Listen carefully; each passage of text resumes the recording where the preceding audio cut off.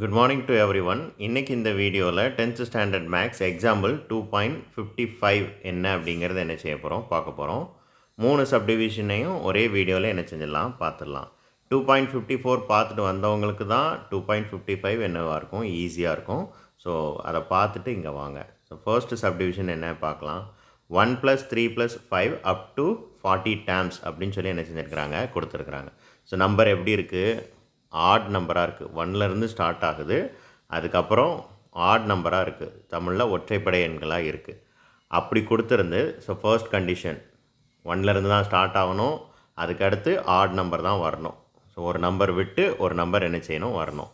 Up to என்னோட என் terms 40 டேர்ம்ஸ்னாலே அங்கே என்னோட வேல்யூ அப்படிங்கிறது எல்லாருக்கும் கிளியராக தெரியும்.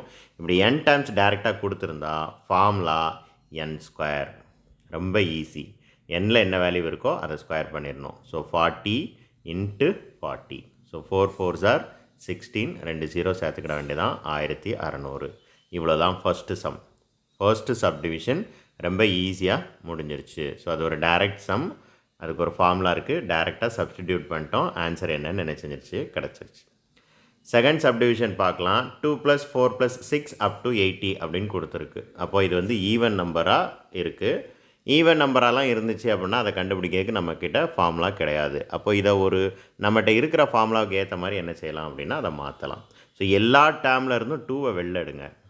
ஒவ்வொரு டேர்மில் இருந்தும் 2வை வெளில எடுங்க. ஃபர்ஸ்ட் டேர்மில் 2 வெளியே போயிடுச்சுன்னா 1 இருக்கும், செகண்ட் டேர்மில் 2 வெளியே போயிடுச்சுன்னா 2 இருக்கும், தேர்ட் டேர்மில் 2 வெளியே போயிடுச்சுன்னா 3 இருக்கும்.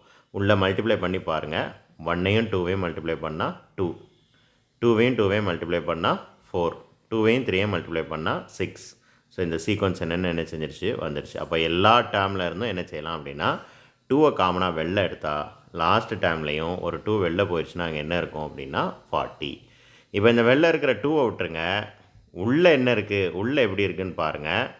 1 + 2 + 3 up to 40ன்னு வந்துடுச்சு. ஸோ போன சம்மில் யூஸ் பண்ண அந்த ஃபார்முலா, அந்த ஸ்டாண்டர்ட் ஃபார்முலாவுக்கு அந்த ஸ்டாண்டர்ட் சீக்வன்ஸுக்கு வந்துடுச்சு. அப்போ என்ன சப்ஸ்டிடியூட் பண்ணலாம், வெளில இருக்கிற 2 அப்படியே வச்சுக்கணும், ப்ராக்கெட்டில் உள்ளதுக்கு மட்டும் n × n+1/2 ஃபார்முலா என்ன செய்யலாம், சப்ஸ்டிடியூட் பண்ணலாமா.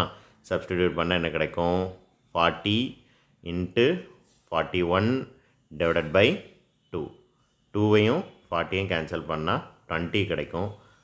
41 2 1 2 is 2, 4 2s are இப்போ எதையும் மல்டிப்ளை பண்ணணும். 41ஐயும் 20ஐயும் என்ன செய்யணும், மல்டிப்ளை பண்ணணும். மல்டிப்ளை பண்ணால் என்ன கிடைக்கும், 1 2 is 2, 4 2s are 8, ஒரு 0.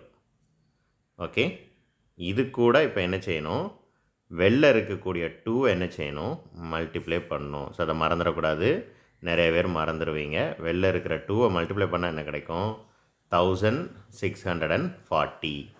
1640. ஸோ ஆன்சர் இருக்குது, ஆன்சர் வந்தாச்சு. ஸோ தேர்ட் சம் பார்க்கலாம். 1 + 3 + 5 up to 55ன்னு கொடுத்துருக்குறாங்க. ஸோ அப் டு லாஸ்ட் வந்து n இருக்கணும். ஸோ இப்போ நல்லா பார்த்துக்கோங்க, 1 3 5 ஆட் நம்பராக தான் இன்க்ரீஸ் ஆகிட்டு போகுது. ஸோ அதில் எந்த பிரச்சனையும் இல்லை.